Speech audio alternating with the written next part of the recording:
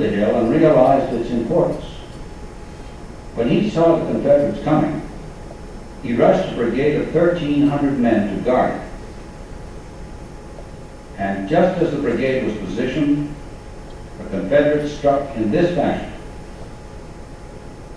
The one brigade checked them until another arrived. Then the two brigades stopped the Confederate advance and compelled them to fall back into the valley. In the meantime, additional Confederate units were moving in. The Union forces in Devil's Den were driven back into the Valley of Death. The Union forces in front of these Confederates were driven back across the wheat field. 7 Union brigades plunged in and regained the wheat field. 4 of these brigades are the same 4 that were back here. They plunged into the front line as reinforcing units. These Confederates were supported by sharpshooters posted among the rocks in the Devil's Den area. The sharpshooters were picking off the Union men on Little Round Top, including some of the prominent Union officers on the southern end of the field. Now Longstreet sent the remainder of his column forward. His entire column was in motion. It had left Seminary Ridge and was pressing towards Cemetery Ridge. Union reserves were quickly pushed in there to plug the hole in the line. General Sickles, commanding the Union left, was at this point when his right leg was nearly torn off by a Confederate shell. The one-legged officer outlived all the other corps commanders who fought in the battle. Sickles died in 1914, 51 years after he lost his leg on this field. Longstreet's Confederates continued their advance. They swept through the peach orchard and drove the Union line back in this fashion.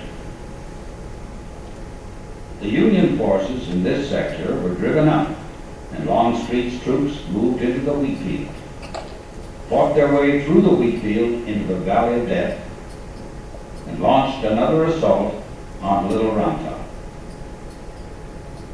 But again they were stopped when they bumped into that little hill. The farthest advance of that particular portion of Longstreet's column is marked by the little stream in the Valley of Death, which became known as Bloody Run. In the meantime, the left of the attacking column, part of A.P. Hill's corps, had swept the Union line back to Cemetery Ridge. They were stopped because of that ridge, and because the Union reserves, many of them from the right of the line, were rushed forward. They went into line of battle along the ridge, bolstering the line, stopping Hill's advance and compelling them to turn back. The right wing withdrew first. Then Union troops struck the center to the edge of the wheat field, where they stopped. The wheat field stood between the two lines, now a bloody no man's land. This little green light indicates the location of a portion of the 1st Minnesota Regiment. During the action we have just covered, this one regiment attacked and stopped 2 brigades, but lost almost 70% of its men engaged. Most of the losses were suffered in about 15 minutes. The Confederates in that sector were in open fields. With the advance stopped, they couldn't stay out in the open, so they fell back, first along this line, and then back to the protection of Seminary Ridge. These Confederates on the right stayed in their advanced position. They were protected by trees and rocks. That ended the fighting on the southern end of the field during the second day. We move now to Culp's Hill, the right flank of the Union Army. we are here. Culp's Hill is 3/4 of a mile east of this visitor center. Spangler Spring is located at the base of that hill. Most of the Union troops on Culp's Hill had been withdrawn. They were among the troops that went out to help stop Longstreet, leaving just this one brigade to guard the hill. The evening of July 2nd, 3 Confederate brigades moved against one Union brigade, fighting behind rock and log barricades. The Northern soldiers could not be dislodged, but the Confederates found light resistance on the south slope of the hill. They moved into the empty trenches of the withdrawn Union troops, and then the Confederates stopped. One could ask, why did they stop?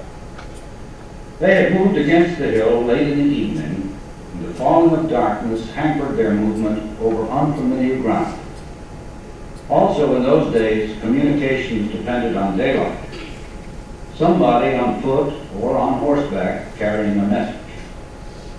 Then too, they were afraid the Union forces might be retiring deliberately, baiting them into a trap.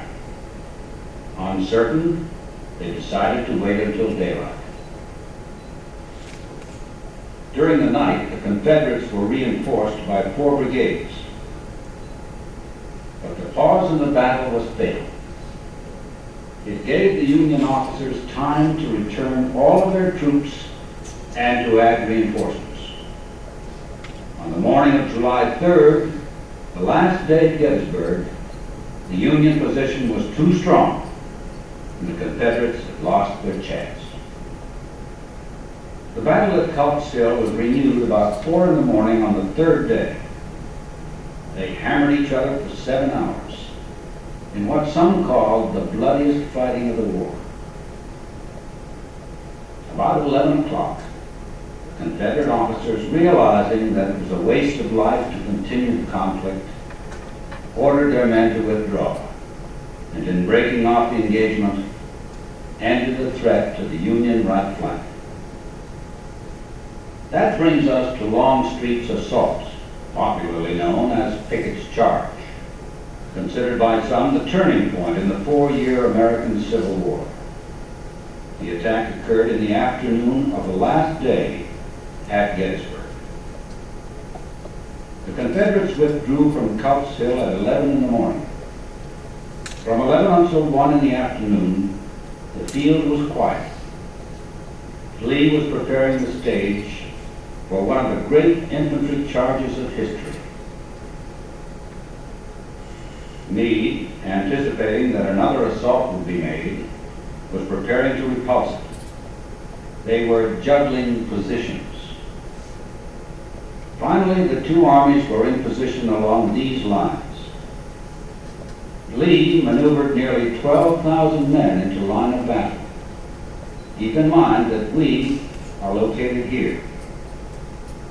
The center of the Union line became known as the high water mark, meaning the high tide of the Confederacy, the high point of a Confederate military achievement. After Gettysburg, the tide of the Confederacy receded. The Union center was separated from the Confederate attacking column by almost a mile stretch of open fields. 12,000 men were going to cross those open fields. Longstreet was fearful. He doubted its chance of success. But Lee knew they were running low on supplies on unfriendly soil and must have the victory which had seemed so close in the last 2 days. He decided that the gain would be worth the risk. Some 150 cannons on Seminary Ridge opened fire upon the Union